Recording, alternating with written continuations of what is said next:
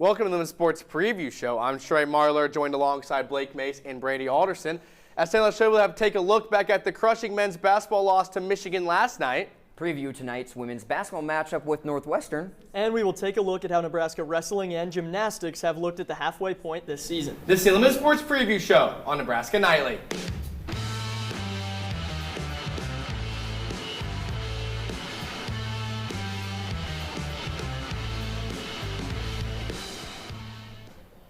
On Monday, Nebraska entered the top 5 for the first time in program history. Their next task at hand on the road at number 3 Michigan in Ann Arbor. Let's dive into the highlights. Early first half, Jamarcus Lawrence from distance will be the last time we hear his name. Nebraska out in front 5-3. Later in the half, Bryce Sanford doing what he does best. That deep ball gives the Huskers a 3-point cushion. Back come the Wolverines, and A. Mara cleans up the glass with 2 of his 10 points.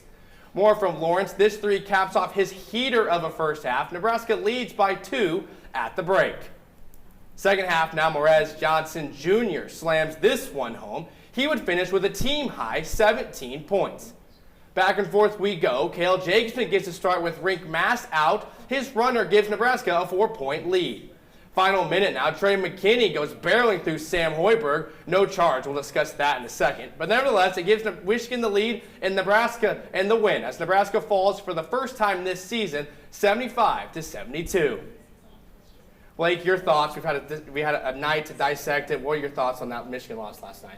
I think it just shows how cohesive this team is at every single level. And you go all the way to the bench players like Leo Curtis, putting his first meaningful minutes out this year, and he was able to go out there and get 6 points throughout the game. Yeah, Leo Curtis, like you said, career high. Cale Jacobson making his first start of the season. Huskers 10 threes in the first half. We saw that in the highlights. Only 1 in the second half, and that's a big reason why they weren't able to come through. Yeah, I think it's one of those games where they didn't win the game, but it seems like they really earned a lot of believers nationally. I mean, no Braden Frager, no Rink Mass, and you still go on the road to the number 3 team in the country and really play equally as good. I mean, it's one of those things where one team has to lose. Both teams played very well, but of course, the no charge call on Sam Hoiberg. Blake, what'd you see on that? Well, obviously, there are pundits around the country that are saying, maybe it was a charge, maybe it wasn't. But, Sam got his feet set, but it was physical that entire second half. Nebraska's only scored 22 points in the second half, which is crazy considering that they scored 50 in the first half. Yeah, maybe I would have liked to see that one go Nebraska's way, seeing as 23 free throws for Michigan to 4 for Nebraska. Seemed like the calls were a little bit lopsided. Maybe Nebraska deserved one there. But Nebraska held Michigan to just 1 field goal in the last 5.5 minutes, and it happened to be that game winner right there. Just a stinger there for the Huskers. Now moving forward to Illinois, how do we think this team's going to respond on Sunday? Keaton Wagler coming off a 46-point performance, one of the best players. I mean, he won Big Ten Player of the Week, Big Ten Freshman of the Week. Nebraska's going to have to really shut them down, but they've done a good job defensively this season against those number 1s for opposing teams and just shutting them down. We'll see how they do against Keaton Wagler. Yeah, going off of Keaton Wagler, just that entire team is also like Nebraska cohesive. What's funny is that their last loss was against Nebraska when they were at home, and so now that they go on the road and play at Pinnacle Bank Arena, I think it's going to show, can they handle the noise? Nebraska student section is going to be there, and so they're going to be able to bring the noise there. And on top of that, I mean, they're 8-1 in the conference. They're in the conversation just as well to win it, and this would be a huge win if they were able to get it done. Yeah, Blake will be on the call on KRNU on Saturday alongside Justice Road. It's going to be a whiteout. Should be electric atmosphere in Pinnacle Bank Arena. They announced earlier today every game in the rest of the season is sold out. The entire city, the entire state has basketball fever. Should be a whole lot of fun, especially for one where it kind of feels like this is going to be something Nebraska has had to do this season. They haven't had to respond. Their first loss of the season came last night. They haven't had a chance to have to respond. When you go 20-0, you don't have to respond to losses. That could be one thing that might change up. Do you think that's going to affect anything, either of you guys? I mean, coming off a loss is kind of I think the veteran aspect of this team might help that a little bit. Well, it's going to be a big challenge, too, in their trying to respond. Illinois, 9 wins in a row. They're 5-0 on the road this season. They've got 3 losses, all of them that come at home or neutral sites. They've been great on the road. We'll see how they do at Pinnacle Bank Arena.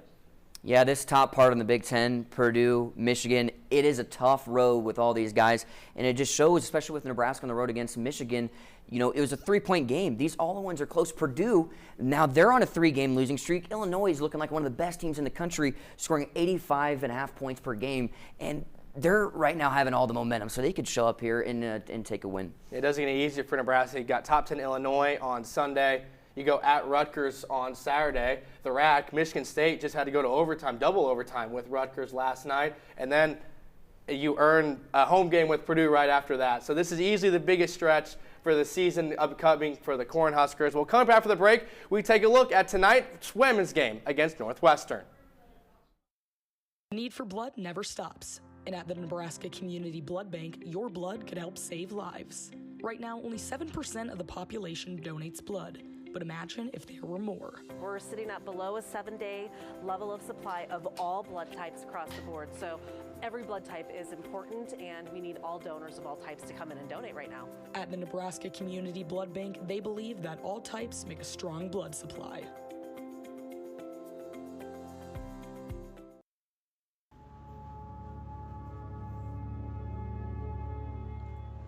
Social media is a daily part of many college students' lives, something we've become used to, but it can also be overwhelming and draining.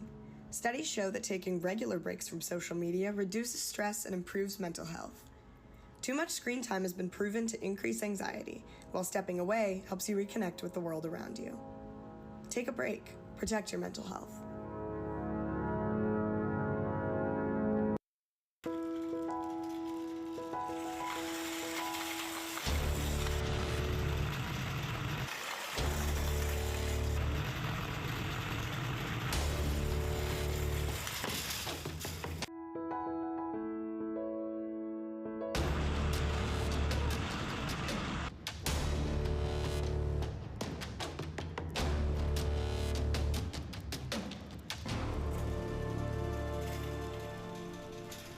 Welcome back to the Sports Preview Show as we now transition to the women's basketball side for a Big Ten matchup between the Huskers and Northwestern.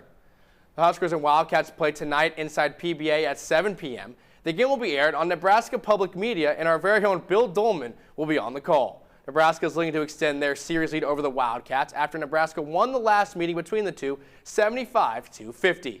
Brady, this seems like one Nebraska almost has to win. Yeah, 4 of their 5 losses this season have come to ranked teams, so just have kind of bit the bullet on that one. But coming off a big win against Illinois, and now you got Northwestern at home and a chance to really right the ship, pick up 2 wins in a row, have a perfect homestand before you go back on the road.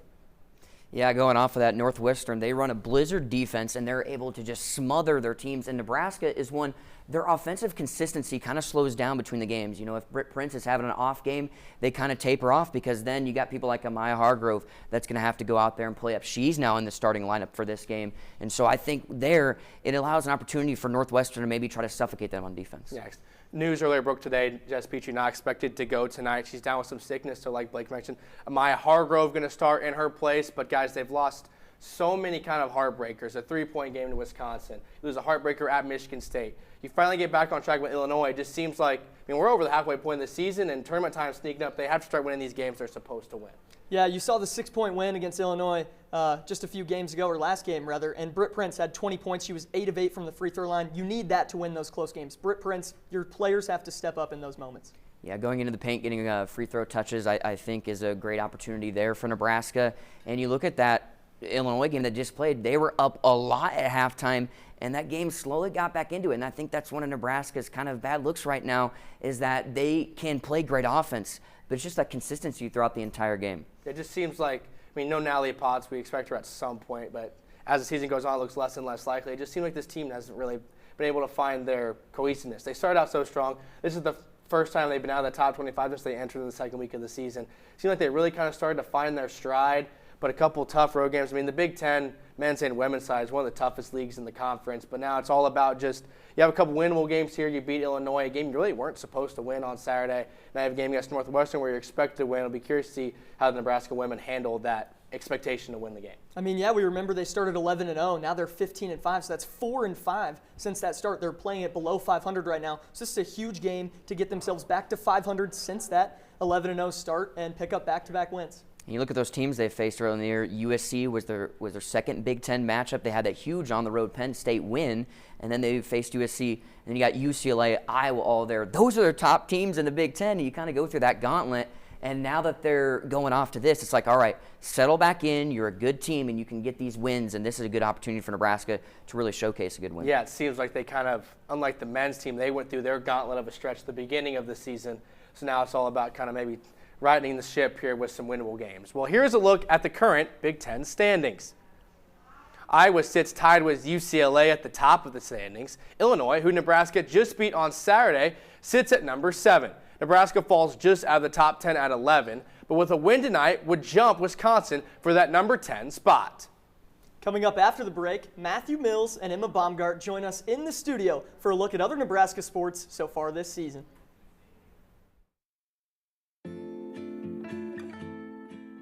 Many of the brands you love don't love animals like you do.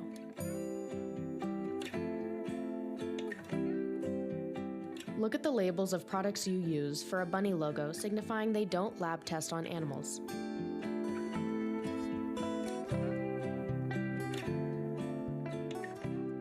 Check the label for those who aren't able. Start making the shift by visiting crueltyfreekitty.com today.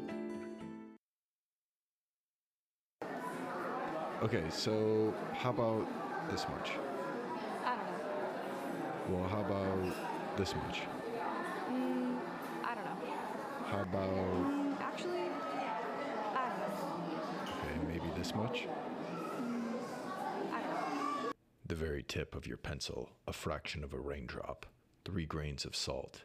That's how much it takes for a dose of fentanyl to become lethal. Learn more at realdealonfentanyl.com.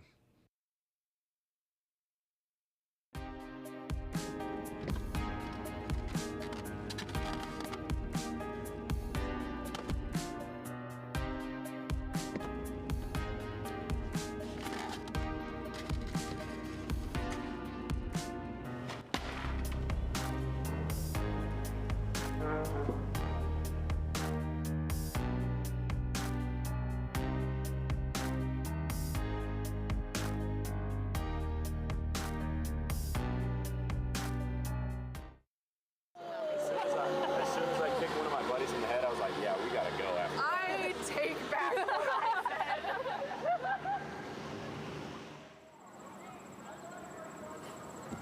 said. Hey, you done for the day? Yeah, just kind of maxed out on people. Is there anything you wanted to talk about? You know, thanks for asking. I have been feeling just kind of off lately. Do you want me to Concerned about a friend? Just ask and refer them to counseling and psychological services at UNL. Welcome back to the Unlimited Sports Preview Show. I'm Matthew Mills. And I'm Emma Baumgart. Nebraska basketball isn't the only Husker team showing out this season. Wrestling and women's gymnastics are also taking center stage. The Husker wrestling team is nearing the end of their season with just 5 duels remaining until the Big Ten championships. Currently, the Huskers are 9-5 in their season and ranked number 6th in the nation. Last Sunday, the Huskers faced off against unbeaten number 2 ranked Ohio State Buckeyes. In a highly anticipated matchup, after several early losses, Nebraska stormed back just a 1-point deficit with 2 matches remaining. At 197 pounds, Nebraska's Camden McDaniel took on the Buckeyes' Luke Geog. Tied up late in the third period, McDaniel gets the takedown with just 5 seconds left in the match and gives Nebraska their first lead of the duel. After that thriller, it all came down to the heavyweights as Nebraska's A.J. Ferrari and Ohio State's Nick Feldman hoped to win it all for their teams. Feldman scored the first point of the match early in the second after getting an escape, and Ferrari would respond later with the escape of his own to start the third.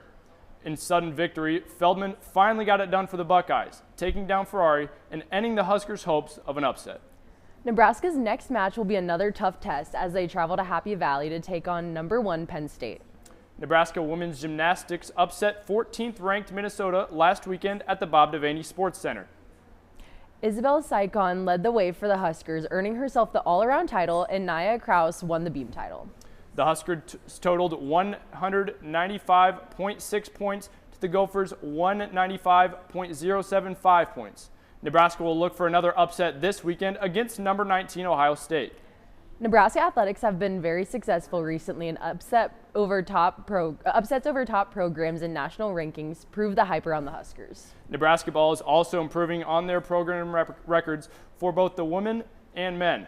Sophomore guard Britt Prince has the best start to a career in Husker history in terms of box plus minus, boasting a plus 7.7. Nebraska women's head coach Amy Williams will be coaching in her 300th game as a head coach of the Cornhuskers tonight when the Nebraska women take on Northwestern. It will be her 600th career game as a head coach. The Nebraska men have had their best start to a season in program history, starting 20-0 before dropping last night's contest to Michigan. Currently ranked number 5 in the nation, the Huskers have achieved their highest ranking in program history. The Huskers will look to finish out their season strong before the NCAA tournament, where they will look to get their first tournament win in program history. Matthew, do you think they'll get it done this year? I think this is the year, and I think it's going to be because of their defense. They have the 11th ranked defense in the nation, allowing just 65.4 points a game. I think their defense is going to lead them to the tournament, and they're going to get that win in the tournament that they've been looking for such a long time. Trey, Blake, and Brady will be back after the break to talk about Big Ten basketball.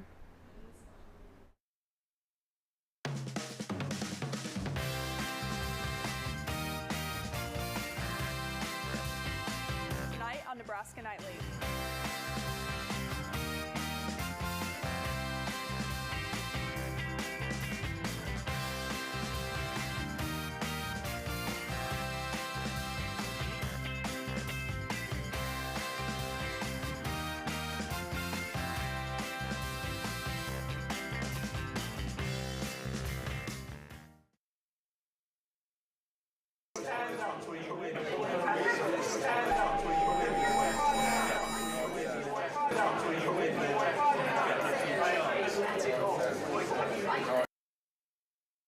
On average, every Big Ten student wastes 112 pounds of garbage each year, but there's a fix.